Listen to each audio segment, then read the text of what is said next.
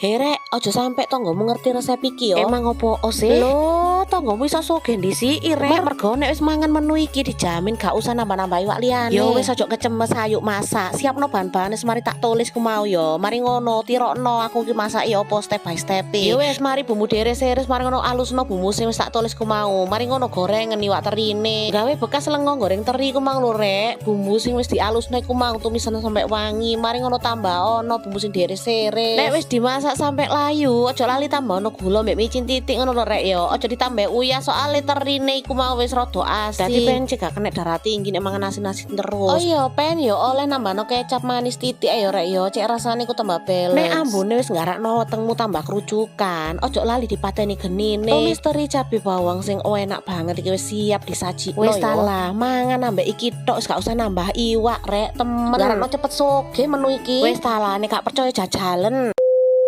Herek, ojo bosen-bosen yo. Aku kali iki kate share resep tahu sing enak. Ojo protes kayak bojoku yo. Nduk lijo emang iwake gak ono maning yo liyane tahu. Wis salah gak usah ngecemes. Wong wedok iku ngerti opo sing kudu dimasak sesuai mbek budgete. Yo rek, kali iki selain tahu, aku nambahno urang rek, cek sesekali mangan urang no. Tahu mbek urange digoreng yo rek yo. Mari ngono bumbune ku ono sing diiris yo ono sing dihalus. Kayak lombok iki diiris. Lah mari ngono bumbu sing dihalusno wis tak tulis nang video yo. Terserah bumbune mbok halusno nggae ulekan apa nggae chopper apa blender wis sembarang wis pokoke sing penting alus ya rek yo. Mari ngono panasno minyak terus tumisan bumbu alus iku sampai wangi. Lombok-lombokane dilebokno sampai layu. Mari ngono urang ambek tahu niku cemplungno. Masakan sampai bumbune ngresep. Ndelok ambune kayak ngene bojoku langsung mesam-mesem rek. Kate opo meneng rek teko ambune wis breng-brengan. Lah opo meneng rasane? Yo kan wis langsung cukup sego ae lek ngene iki. Ya wis makane saiki gak usah rame-rame nek bojomu blonjo tahu. Iso wae dibalik tahu iku bojomu menyembunyikan sesuatu. Ya wis lah, yakin peno gak ngiler ndelok resep iki. Ayo